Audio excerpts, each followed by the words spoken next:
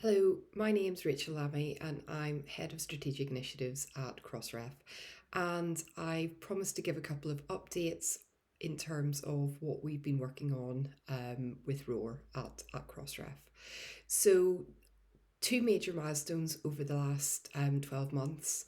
Firstly, the collection of ROR IDs in the metadata that our members register with us. And then I would argue, even more importantly, making those available to the community.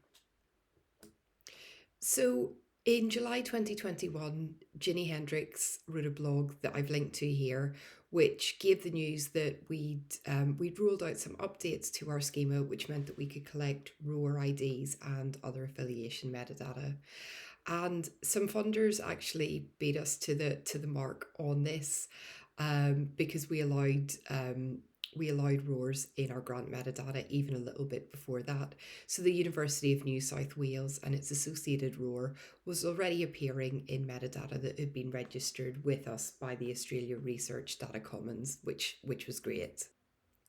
Jumping forward a couple of months to January 2022, we then made the ROR IDs that we'd been collecting from our members available via our REST API, which is used by thousands of organisations all around the world who are interested in finding out more information on publications, grants, and anyone associated with them.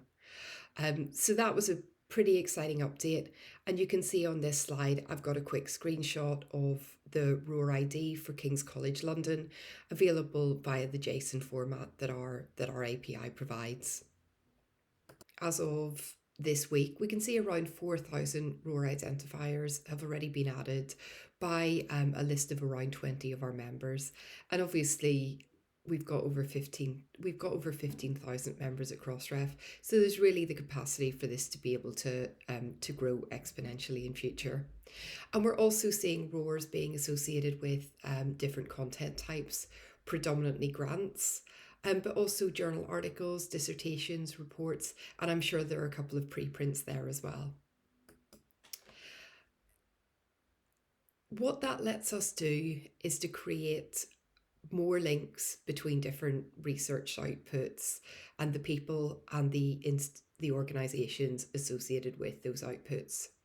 So as a quick example, this grant is registered with Crossref and you can see the grant identifier on the landing page for the grant. If you dig into the metadata, because obviously it's important that this information is machine readable, I can see that the ROR ID has been registered for King's College London.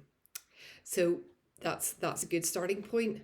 But then I can also see that grant identifier then links to this publication. And actually, to verify that, if I go to the acknowledgements on the publisher website, I can see the grant is being mentioned there as well. So I can start to link grants to RORs, to ORCIDs, to publications, and start to really fill out the picture of that piece of research. And what we're getting towards at Crossref is the research nexus, which is our vision of a fully connected open research ecosystem. And that helps to aim, identify, share, and link the affiliations of those producing and publishing different types of research or receiving grants. So you can understand from what I'm saying that ROR stands to be an integral part of that. So I'd like to say thank you for your time. A couple of next steps supporting that adoption from our members so that we can really see the volume of RORs grow across different content types, and further integration into our tools and services to collect that information and to show our members how they're doing with ROR. So we're excited for those next steps, and we'd encourage you to join us in doing more with ROR. Thank you.